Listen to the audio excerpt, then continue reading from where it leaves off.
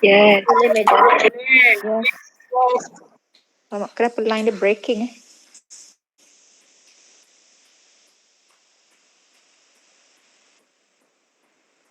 Okey tak?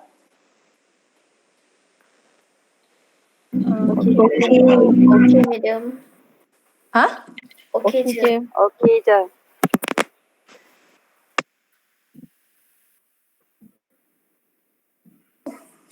Sekejap. Hai. Okay. Just now someone lecturer daripada Shah Alam call me pula. Macam-macam. Lepas tu dah putus line. Okay tak? Okay tak? Okey je, madam. Okey je, madam. Sebab tadi I dengar macam line tu breaking. Lepas tu dia macam disconnected. Okay. Alright, we continue. Okay. Just now I mentioned about texture analyzer kan, texture analysis. Okay, basically yang contoh yang saya bagi tadi, those probe, okay, the compression is being done one time. Okay, maksudnya contoh potato chips. Bila the probe, okay, dia compress potato chips tu pecah. Then after that, probe tu dia akan terus naik ke atas. Maksudnya it will move away from the sample. Okay, so that one is a one-time compression. Okay, yang itu kita panggil texture analysis. Okay, dengar saya punya term tu texture analysis. And then we have another one that is known as texture profile analysis. Texture profile analysis, this one is related to the double compression, whereby this particular TPA, texture profile analysis, is mimicking how the human bite and chew the product. Okay, sebab selalunya bila kita consume the product, when we consume the product, so we have the first bite. Okay, maksudnya ini contoh gigi you kan. So you have the first bite and then lepas tu you akan buka mulut. Tak tahulah you perasan ke tak how your mouth work, how your teeth work when it bites any food product. So when you have your first bite of the product, then afterwards you will open up. Maksudnya ada resting period dekat situ sekejap. Okay, by millisecond ke by 1 second ke, it's up to you how fast you are chewing your food product.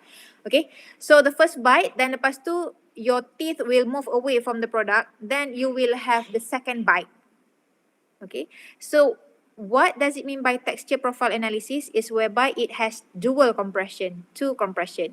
Kalau yang kita cakap yang I mentioned before ni, yang itu is about texture analysis. Maksudnya dia single compression. So when we talk about texture profile analysis, this one is whereby it related with double compression. So texture profile analysis is a popular double compression test for determining the textural properties of food. Okay, however, untuk texture profile analysis ni ada limitation. Contohnya, if let's say macam potato chips tadi, for potato chips, it is not possible, bukanlah it depends on your company, but basically we don't do texture profile analysis for potato chips ataupun those sample that has the crisp factor. Because kenapa? Bila you bite sekali je terus dah pecah that particular sample. So bila you nak buat second time, sample tu dah jatuh dah. So mana you punya probe nak touch the surface of the food product, tak ada. So basically texture profile analysis can only be done on certain types of food product. Okay, contohnya macam bread, meat products, ataupun those that have the springy, okay, baked products ke, springy texture. Okay, that one boleh buat texture profile analysis. Okay, so during TPA when we are performing texture profile analysis, test sample will be compressed twice by using texture analyzer to provide insight into how samples behave when they are being chewed by human Tapi when we talk about texture analyzer, this one is an objective measurement. So for TPA test, normally they are being called as 2-bite test because of the texture analyzer, it will mimic the mouth biting action. Okay, So why this particular TPA is considered as important in food industry? Because it can quantify multiple textural parameters in just one experiment. Okay, and bila graph generation, ada graph untuk texture profile analysis ni, the graph is different compared to texture analysis. Okay, TPA, the graph for TPA is different compared to TA. Okay, I remember masa saya buat degree dulu, one of the question that came out in my final exam ke masa test lah, tak ingat lah. My lecturer tu dia keluarkan soalan, what's the difference between TPA and TA? Masa tu I pun macam, mana ada beza texture profile analysis and texture analysis. But I'm telling you now so that you are having a clear picture what makes it different between TPA and TA. TPA is texture profile analysis, TA is texture analysis.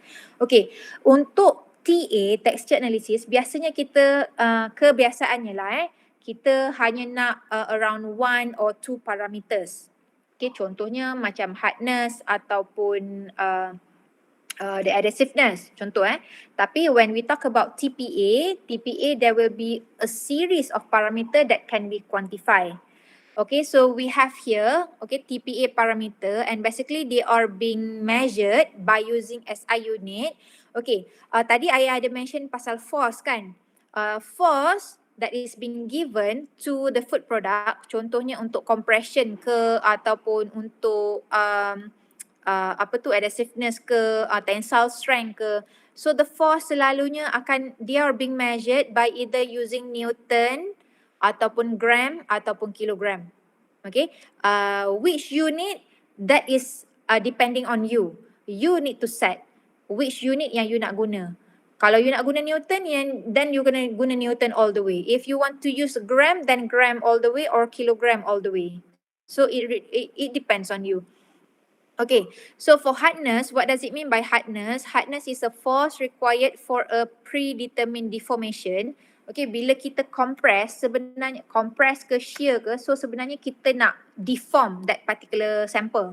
Okay, purposely kita nak macam sort of like rosakkan that particular food sample lah So when we talk about hardness ataupun firmness, this one is a force required to compress the sample. Okay, whereby it will resulted in sample deformation. Okay, then we have the fracturability. Fracturability, this one, kalau nanti selepas ni saya akan tunjuk graph untuk TPA, this particular peak of fracturability, this one is the first peak of the graph. Okay, so this particular fracturability is the force that is given for the first significant break of the curve.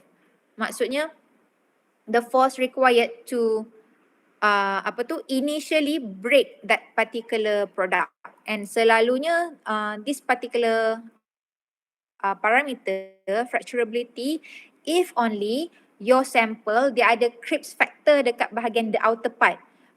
Contohnya macam baguette lah contoh tadi baguette dia ada juga Cripps factor kan dekat luar. So kemungkinan tengah-tengah tu soft. So you want to measure the fracturability as well as the hardness. So it depends on you. Okay, and then the third one parameter is cohesiveness. Cohesiveness, this one is the strength of the internal bond in the sample. So basically how do we measure this particular cohesiveness is ada equation yang you kena calculate. Alright, and then we have this adhesiveness. Adhesiveness is the work required to overcome the sticky force between the sample and probe. So adhesiveness ni, dia contohnya bila kita when we compress the product, okay, for example baked products, it is having a sticky properties. So when it compress the product, okay, dia compress first time. Remember TPA ni dual compression. So the first time dia compress, dan lepas tu ada break kan. So when we have a break, maksudnya masa rehat. So when we have that particular break, so this particular probe, it will start to move away from the sample. When it move away from the sample, if let's say the sample tu dia sticky, kadang-kadang that particular sample dia akan melekat pada probe. So what is the force required untuk nak lepaskan sample tu daripada probe? That one is adhesiveness. Okay, and then we have this particular gumminess. Gumminess is the energy required to disintegrate a semi-solid food until it is ready to swallow. All right, and then we have this particular chewiness. Chewiness is when you chew, okay? So what will be the energy, what will be the force required to chew a solid food? Okay, this one is meant for solid food untuk chewiness. Macam mana you nak chew untuk yogurt, boleh chew ke? Okay, and then we have the springiness. Okay, springiness, this one, kan tadi I bagi contoh kan, macam contoh cake product for example. Okay, untuk cake, so bila kita buat first compression, when we compress first time, okay, so your sample is already start to deform. Bila probe naik ke atas, maksudnya it moves away from your sample, and then your product, your sample, sebab cake tadi kan dia ada macam springiness kan, so it try to go back to its original position. But of course, you dah ada compression, the first time compression tadi. Jadi some of the cake texture is already deformed. But your product, it tried to go back to its original position. Okay, that one is springiness. Okay, the ability of that particular product to go back to its original position. But of course, it cannot go back to its original position because you dah ada the first compression. Then after that, followed by second compression.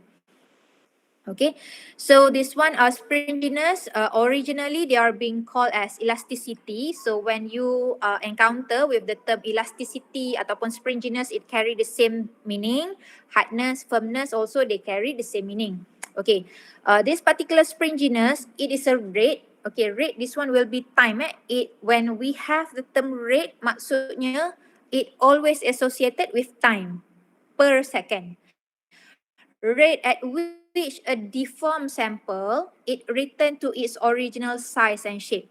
Okay, contoh katalah when you want to do the compression untuk cake sample, selalunya kita akan potong dalam bentuk 4 segi lah contoh So how it spring back to its original position.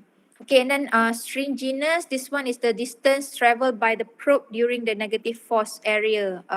This one kalau ada adhesiveness ataupun gumminess. Okay, ini adalah contoh texture profile analysis. Kalau kita, when we talk about texture analysis, okay, texture analysis kamu hanya ada first compression sahaja. Okay, ini TA. But when we talk about TPA, you need to have these two graph. Okay, so the first graph, tengok yang atas sebelah kiri you ni. Okay, this will be the graph that will be generated by the software. So kamu nampak this one kita ada force, this one ada time. Okay, force per time. Alright, so the first one, this one will be the first compression. Okay, so masa compression ni, maksudnya probe tu, okay, macam mana probe tu dia quantify the compression. Bila kita letak sampel atas platform and probe tu, kamu akan set lah berapa persen kamu nak probe to compress kamu punya sampel. Kamu nak dia compress 50% ke, kamu nak compress 30% ke. So that's why you need to know your sample dimension. Okay, so when the probe it start move down, nak compress sample tu, when it starts to move down, once the probe touch surface of your product, masa tu dia dah akan start quantify. Okay, dia akan start quantify, the probe will start to quantify. So that's why kamu boleh nampak the graph is going up. Okay, the graph is going up. Alright, yang bahagian sini, okay, yang nampak yang saya merahkan ni, okay, this one, when you talk about baked products, contohnya soft products lah contoh macam bread ataupun cakes, selalunya kita tak ada crisp factor tu. Okay, kebiasaannya. So selalunya yang ini, okay, this particular part, this one is known as fracturability. This particular area is meant for fracturability. So if let's say your sample, katakanlah your sample ada some of them they are having a soft part in the internal, tapi dekat external it's a crispy contoh So the fracturability will be shown here. Okay, tapi lepas tu the probe will still compress your sample. Okay, dia akan compress sampai atas ni. Okay, once it compress, dia dah compress to your setting, 50% compression ke ataupun 30% compression. Okay, once it compress, dah sampai had yang kamu tetapkan, the setting tu, then selepas tu probe tu akan move away from your sample. When the probe move away from your sample, so that's why you can see that the force is going down. Maksudnya tak ada force diberi untuk kamu punya, untuk compress kamu punya sample. Okay, tapi kalau katakanlah sampel kamu tu melekat pada probe tu, then you will have this particular area adhesiveness. Okay, area 3. Kalau kamu punya sampel melekat pada probe, okay, what will be the force required for the probe to let go from your sample? So you will have this adhesiveness. Kalau kita nak mimik untuk real human experience, it will be bila kamu makan produk and then some of the product tu dia melekat dekat langit mulut. Okay, so that one is what we consider as adhesiveness.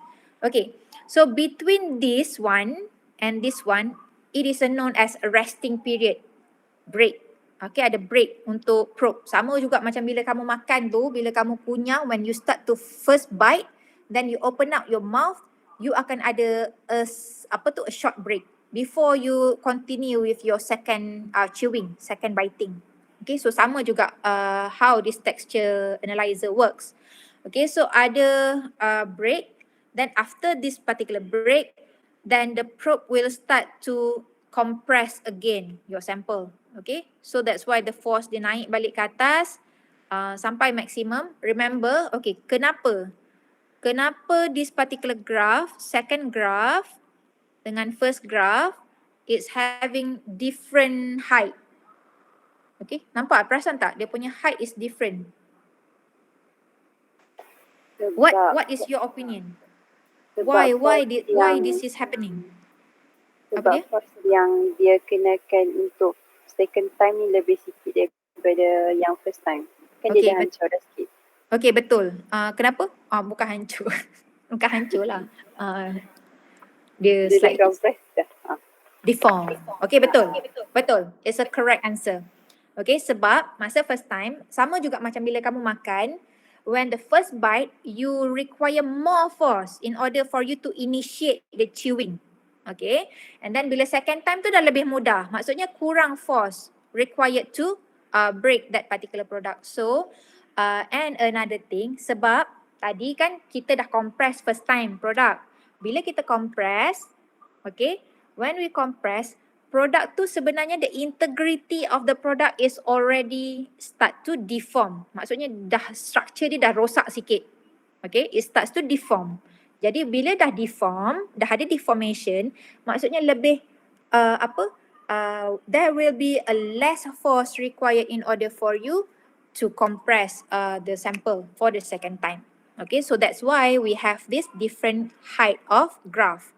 And texture profile analysis, you need to have these two peak. Mesti kena ada dua-dua ni. Kalau katakanlah nanti dalam soalan tu suruh kamu lukis ke ataupun suruh kamu pilih ke, TPA must have this kind of graph. Okay, so nampak yang dekat atas ni first bite, okay, whereby the probe down ni maksudnya it relates to the probe. Bukannya sample tu yang down, bukan This one goes back to the probe, the action of the probe. So when the probe moving down, so force naik ke atas. Okay, this one untuk first bite. So when the probe moving up, moving away from the sample, this one up. So nampak so the force let go. Okay, kita let go produk tu. So that's why the force turun.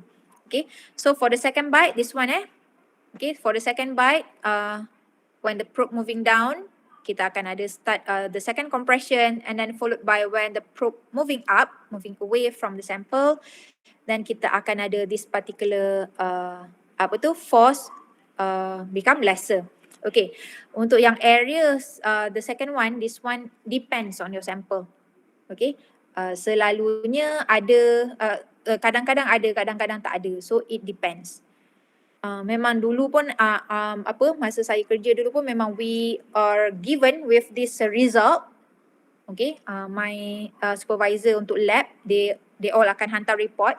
Then from that particular report, you need to interpret the data so that you can present the report to the manager. Okay. Sebab every week, every month kami kena report kepada manager in terms of the performance of the product. Okay. So what went wrong during the processing? Kalau dah something is not doing right, so what is the corrective action has been taken? So that's why kita tak boleh bergantung, we cannot really dependent on the human only. We need to have objective measurement, because when we want to present the report, you need to have a solid value of how why this kind of result, you get this kind of result. Okay. Okay, so adhesiveness is area 3. Okay, and then okay, untuk yang the first one, okay, tengok dekat graph bawah you sebelah kiri ni. Okay, yang the first peak ni, okay, kan kita ada dua peak kan, dua graph. So yang the first peak, this one will be the value for the hardness ataupun firmness for your sample. Okay, remember yang the first one, this one is fracturability. Yang atas ni, yang the maximum first peak, dengar saya punya term maximum first peak, that one representing the hardness. Bukan dekat sini. This one, no. Okay. When we mention about hardness or firmness, we are referring to this one, this area. Okay. And then you have the gumminess. Gumminess is whereby, okay, this one you kena identify which area, area 1, area 2, kamu kena tahu. Which one is the area 1. Sebelah sini tak ada. This one tak ada apa. Okay, sama juga sebelah sini. Sebelah sini tak ada apa. Okay, so kamu kena tahu which one area 1, which one is area 2, which one is a length 1, which one is the length 2. Because this particular area and length tu sebab masa remember tadi ada some of the parameter is relating to the rate of you compressing or biting that particular product.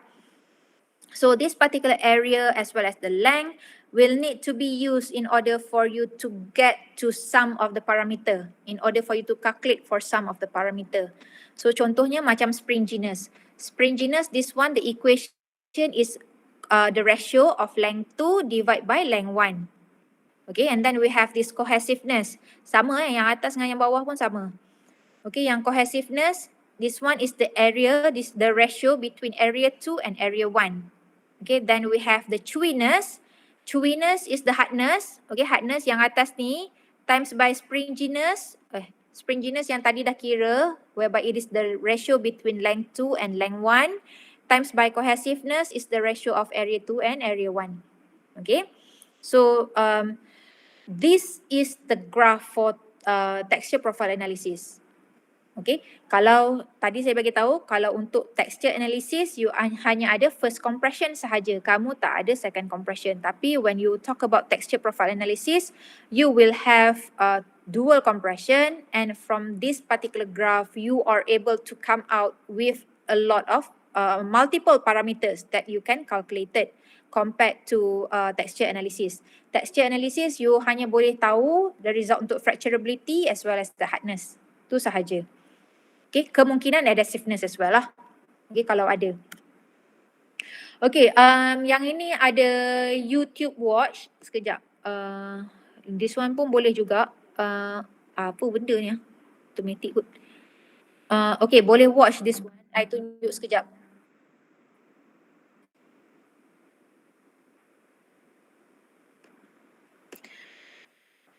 Ke kamu nak tengok sendiri yang ni?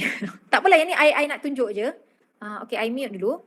Okay, ini first compression. Contoh macam untuk bread ni. Yang ini adalah first compression. Boleh nampak tak? Nampak kan? Nampak. Okay, ini okay, thank you. Ini first compression. So nampak tak masa ni sampel kamu dah decompressed and it's already being deformed. Okay. Bila kita buat texture analysis, okay, sekarang ni probe is moving away from the sample. Maksudnya dia naik atas. Okay, kalau kamu buat texture profile analysis, sepatutnya lepas dia rest sekejap dan lepas tu probe tu akan turun balik ke bawah. Okay, itu texture profile analysis. Kalau kamu setakat buat texture analysis, then maksudnya you are performing single compression. Okay, that one is untuk roti. This one is untuk biscuit. Okay, kalau biscuit kamu nampak tak dekat kiri dan kanan biscuit, bawah biscuit tu kita ada fixture, rig untuk nak pegang biscuit tu. So this one is the blade, okay. Once they try to break this particular biscuit, that will be the force required to break that particular biscuit. So depends kalau macam katalah when we talk about potato chips, of course you want to have a low force in order for you to break that particular potato chips. But if you have a thick biscuit, okay, biskut yang tebal tu, contohnya macam apa benda tu? Apa yang dalam tin tu? Tak ingat dah. Biscuit yang tu, those yang thick biscuit, then probably you require more force compared to potato chips. Okay. Tapi berapa force required, that one is up to your company. Okay, this one contoh macam KitKat. KitKat is very interesting, whereby the production of this particular KitKat, they manage to sustain the crispiness of some sort like the biscuit, the wafer inside of that, walaupun it is being coated with chocolate, because some of them, they are unsuccessful in trying to reproduce for this particular sekejap ni awak ni. Some of them, they are unable to copy for KitKat because chocolate yang they all coated tu, it will cause the wafer to become soggy. Okay, tak macam KitKat. So it really, I'm really impressed in terms of the processing of the KitKat. Okay, how they manage to sustain the crunchiness of that particular wafer. Okay, yang ini I nak tunjuk how how this particular texture analyzer is being used. Okay, this one untuk measure the viscosity of this particular spread. Okay, yang ini yang saya mention tadi, sama ada you nak buat extrusion ataupun compression of this particular fruit. Okay, untuk buah. Sebab kalau buah, different processing, maturity index, it will give you different value. Okay. So yang ni nanti boleh cari sendirilah. Battery low pula tiba-tiba ish. Okay, kita habiskan slide ni. Alright, so factors that affecting texture analysis. Okay, so there are several factors that affecting texture analysis. So kita ada in terms of sample preparation. Okay, sample preparation, contohnya macam saya prepare compared to Faiz prepare sample.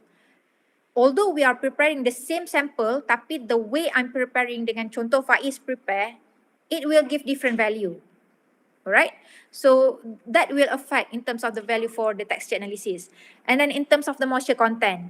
Okay, moisture content tadi contoh macam potato chips lah, for example. It should have a very low moisture content in order for it to have the crisp factor tu.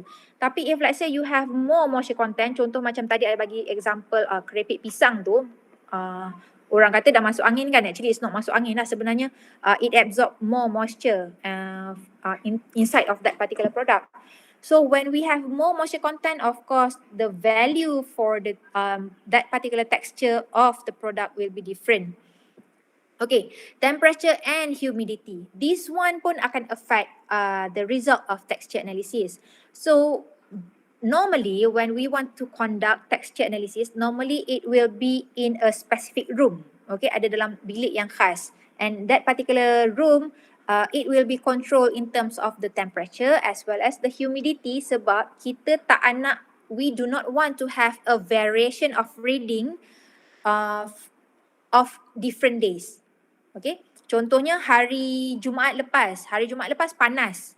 When I'm not controlling the temperature and humidity. So hari Jumaat panas, hari Isnin hujan. So we have a different temperature and humidity. So it will give me different value. Walaupun produk tu sebenarnya sama. I mean the process, because of the temperature and humidity is not being controlled, you are going to have a different result of texture analysis. Okay, and then in terms of the force applied, if remember tak tadi saya mention dekat you yang ada macam socket yang kita pasang dekat tepi tu. Okay, if you install wrong force, you are going to get a different result for your texture analysis. Okay, yang macam saya bagi contoh tadi untuk durian, when you want to break open the durian compared to when you want to measure the force to break a potato chips.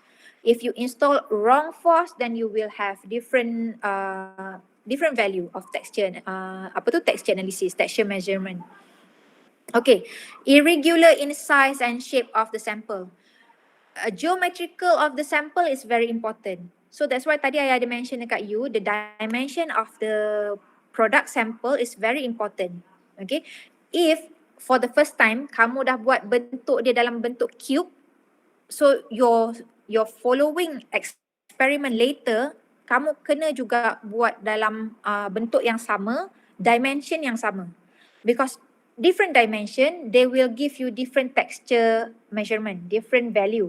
Okay, contoh macam tadi saya bagi tahu, kita nak compress 50%.